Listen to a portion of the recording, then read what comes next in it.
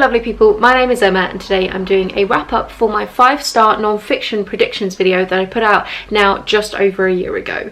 So I haven't actually read everything that was on the 5-star predictions list, but the TBR has now been going on for long enough that I've kind of reached a stage where I don't actually want to pick up a couple of the books that are on the list that are kind of left over. I'm feeling very sort of uninspired by them, and I'm generally feeling uninspired by a lot of my yearly TBRs anyway at the moment. A lot of things have changed sort of with my working situation, which means that time is a little bit more fraught, my brain is kind of a little bit busier, and I'm just really struggling to get to those books. So rather than having them hang over me and then having that kind of obligation or sense of an obligation to trying to get them read before the end of the year, spoiling my reading experience, I've decided to draw a line under this collection of books, talk to you about them, and then what I'll do is I'll do like a new much more reduced 5-star predictions video for next year instead. So I've managed to get to 7 out of the 10, and I'm going to talk about those, my thoughts on them, was I accurate or not, and then we'll talk about the 3 that I haven't got to yet.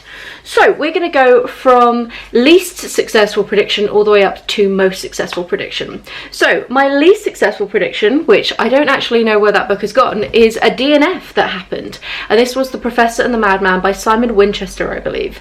So this is a non-fiction story that is about the creation of the Oxford English Dictionary, and the fact that one of the people who contributed so much to it was actually a gentleman who was in an insane asylum for murder, I believe. Now, I started reading this in the middle of lockdown and I just did not enjoy it. Like, it was something where we were getting a lot of extra detail from the background that I just wasn't particularly interested in, and the true crime element to it really didn't appeal. I'm not somebody who particularly enjoys reading about violent true crime, and when I put this on the list this time last year, I think I hadn't realised just how much I disliked reading about that kind of thing, so it was something which I just wasn't enjoying and knew that I wasn't going to get around to finishing. So I've actually DNF'd this one, so it's probably the least successful of all of them. The next book that I read and finished was The Man Who Loved Books Too Much by Allison Hoover Bartlett. I ended up giving this 3 stars. Basically, this is about a guy who commits a lot of, it's mainly like check fraud and credit card fraud to steal a collection of rare books. And this kind of comes under the bracket of like true crime that I do read a lot more of, which is non-violent, based on normally some kind of like heist or stealing something connected to some form of like sub-community or world where that thing only has value within that world. So in this case, it's about like rare books, which fundamentally only have value to rare book collectors, really. In general, I think the reason why I didn't vibe with this particular iteration of this style of subgenre, of which I have enjoyed others in the past, is because I just really didn't like the kind of the criminal in this. I really didn't feel like he had any real remorse, and I didn't enjoy Allison Hoover Bartlett's like interactions with him, because it really, like, the energy was very much that it was like a victimless crime, when actually it was people's livelihoods that were on the line here. And he was collecting these books not necessarily out of a love for like the content of the books, but more because of the status symbol of wanting to be the kind of person who had these kind of collections of books, which for me is a very shallow reason to be collecting them. And I just didn't really enjoy the conversation in general. And like, you don't have to like people, especially not in non-fiction where, you know, people are deeply flawed, and that's kind of the point.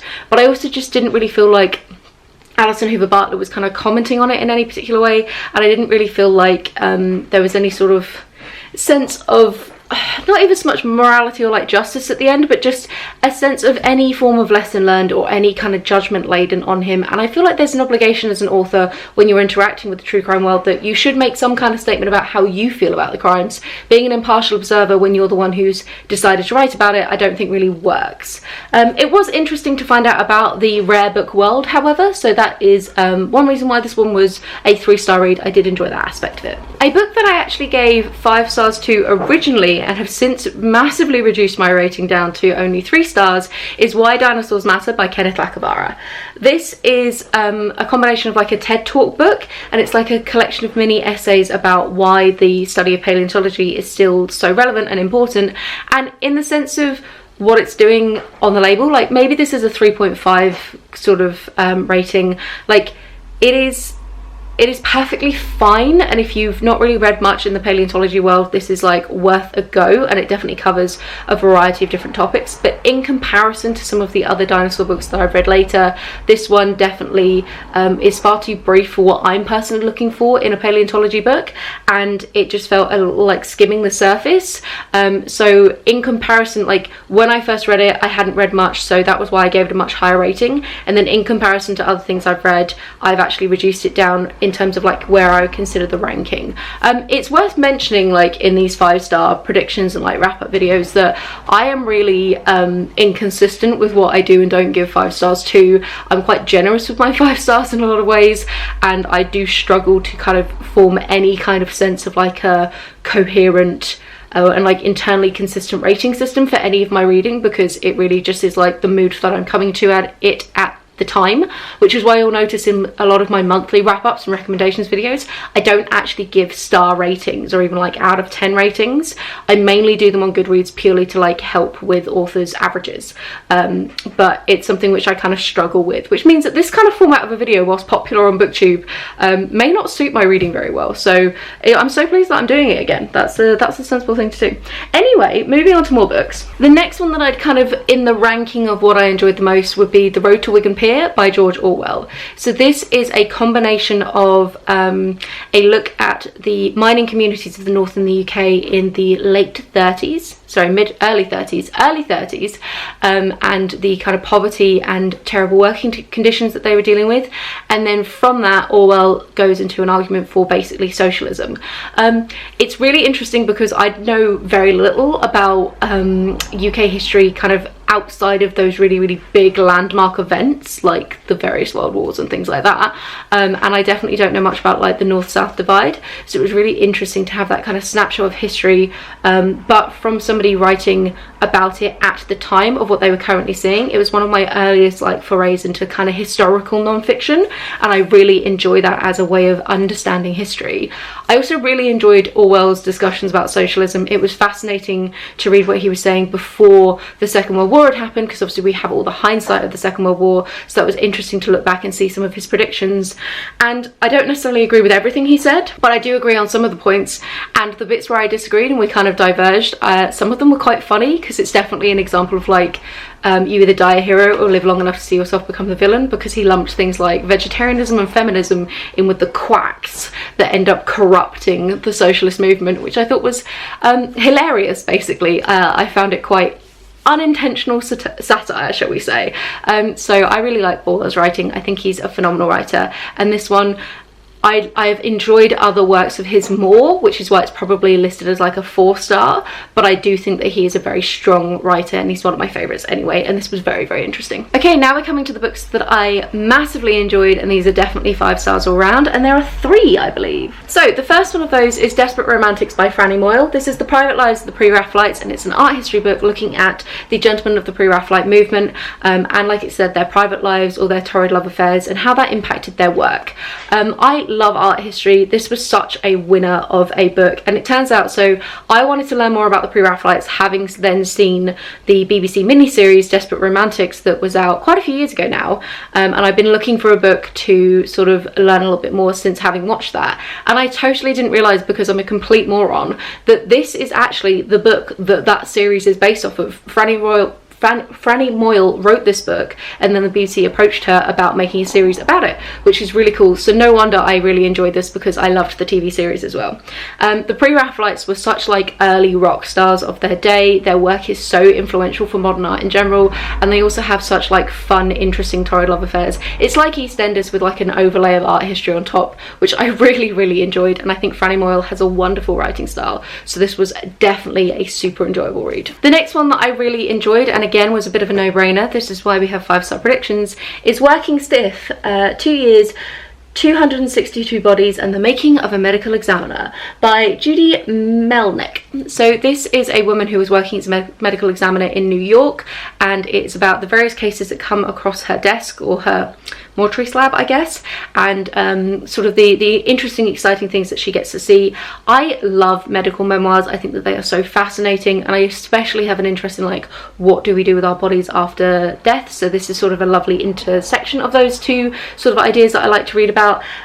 This one was especially harrowing because the later sections of the book, Judy was actually in New York at the time of 9/11, and she was involved in some of the like cleanup crew when it comes to identifying the bodies. So there were some really, really emotional, intense bits at the end. It definitely reduced me to tears in a few places, but there were also some really fascinating and interesting kind of bizarre cases that she comes across, and also some very light-hearted moments. So generally all around, this is exactly what I look for in a medical memoir. No wonder it was a 5-star read. And the last book that I read off of my list is Never Enough by Judith Grisel. This is Neuroscience and the Experience of Addiction, and this one was a little bit of a surprise. I'd kind of put it on the list really as more of like a hopeful, and it really was going to come down to the writing style, and Judith Grisel has absolutely knocked it out of the park with this book. It is the neuroscience of addiction, but also Judith Grisel was a drug addict for a variety of different drugs. So it's about her personal experiences of that addiction, and a little bit of memoir about like how she ended up getting clean and then ended up going into the world of neuroscience. So it breaks down in a scientific way the various different effects that the drug has on the brain and the body, and like, why are they so addictive? It's really fascinating because it definitely is looking at trying to strip away the stigma of like drug addiction being like a moralistic thing, and instead looking at it from a purely biological perspective. And it's also Judith's own personal experiences, which means there's a lot more empathy in the book for what these people end up going through. The science is surprisingly accessible. I'm somebody who hasn't really studied science since like an AS level biology, but I definitely found it relatively easy to follow along, even though there was a fair amount of scientific terms, and it was a surprisingly quick read for something that should be like, could potentially have been very dense and very difficult to get through. So I really, really enjoyed this. I recommend it tons on this channel. You've probably heard me talk about it before because it's fantastic. So those are the books that I ended up reading. I'm just going to make sure I've actually talked about all of them. So what 3 did I not get to? So I have not managed to get to The Curse of Oak Island, and I've not even managed to buy a copy of The Curse of Oak Island because it seems to be going through something where it's quite hard to get a hold of a paperback. The hardback's really expensive, and basically I came to the conclusion, having like heard a bit more about Oak Island and sort of general pop culture of other things that I came across, that I'm not that bothered about it anymore. The Curse of Oak Island is a particular island where people often go to try and like dig for treasure, but they never find anything, and it's kind of got this sort of mythical, like mythology wrapped up around it of all these terrible things that have happened, and it's just something which my interests have kind of diverted across.